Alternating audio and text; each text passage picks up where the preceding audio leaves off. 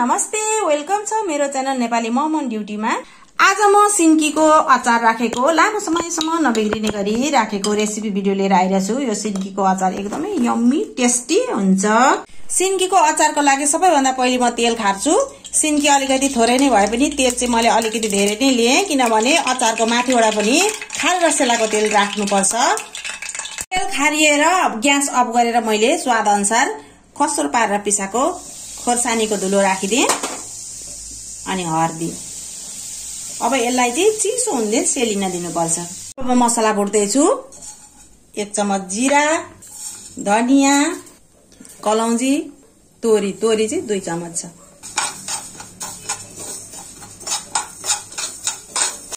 मसला पनि भुट्यो। अब सेलाउन राखिदिन्छु अनि खस्रो पारेर पिसाउँछु। अचार बनाएर राख्नको लागि सिन्की यतिको सुकेको हुनुपर्छ। पुरै यसको चानाबाट चिसो सबै गएर यसरी चाम्रो भएको हुनुपर्छ। यहाँ भन्दा धेरै सुको भने पनि फेरि राम्रो हुँदैन, अनि अलिकति पानी नै रह्यो भने पनि अचार छिटो बिग्रिन्छ। यो चाहिँ रातो रातो छ, रातो मुलाको सिन्की हो। अनि यो चाहिँ मैले यतिको सुकाएर 2-3 घाम सुमाएर यतिको बनाएको छु। अनि मेरो च्यानलमा मैले यो सिन्की कसरी बनाए भन्ने भिडियो पनि राखेको छु, गएर हेर्न सक्नुहुनेछ। अब यसमा मर मसलामा अब नुन राखे, अनि यो चाहिँ यो पानजिरा सोप पनि भन्छन् नि, यो चाहिँ भुटेको, यो चाहिँ म यहाँले गोटै राखिदिन्छु नपिसिकन। अनि मसला यो खस्रो पारेर पिसेको मसला,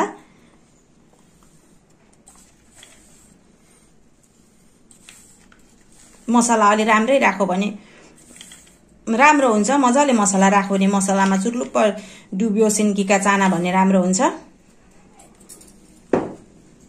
अब कन्टेनरमा राखेर धेरै दिनसम्म पुर्याएर खानको लागि चाहिँ तेल खार्दाखेरि अनि खोर्सानीको धुलो अब स्वाद अनुसार अनि त्यहाँबाट हर्दी चाहिँ राख्नुपर्छ। काँचो खोर्सानीहरू राखेर बनाएको चाहिँ तुरुन्तै खाना मात्रै हुन्छ, धेरै दिनलाई हुँदैन, बिग्रिन्छ। अब यसमा म जम्मै तेल हाल्दिन, अहिले भरे कन्टेनरमा हालेपछि माथिबाट यो तेल हाल्छु।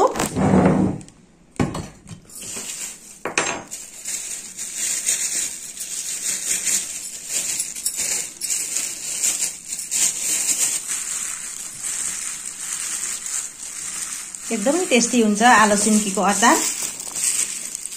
तुरुन्तै सिन्की निकाल्ने बित्तिकै पनि अब बनाएर साँधेर खाँदा एकदम राम्रो हुन्छ। त्यो चाहिँ अब 1-2 दिनलाई मात्रै हुन्छ, धेरै दिन राखेर खान मिल्दैन।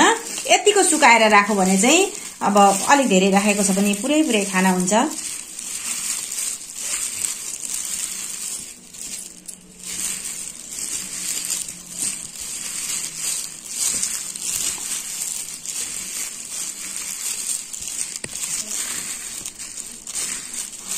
मजाले मोलिसक्यो।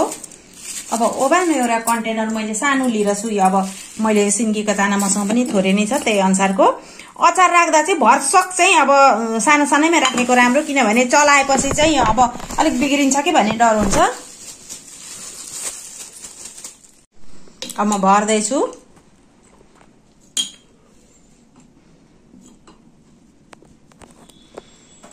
हजुरहरूलाई मैले मेरो भिडियोहरू र मैले यो अचार बनाएको आजको भिडियो राम्रो लाग्यो भने प्लिज च्यानललाई सब्स्क्राइब गरिदिनु होला अनि शेयर पनि गरिदिनु होला।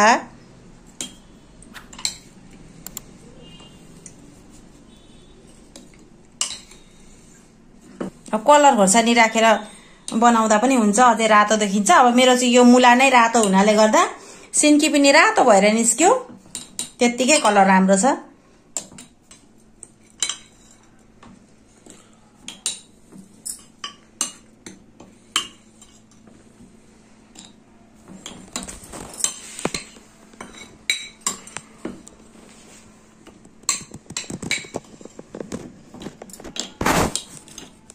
धेरै माथिसम्म राख्नु हुँदैन।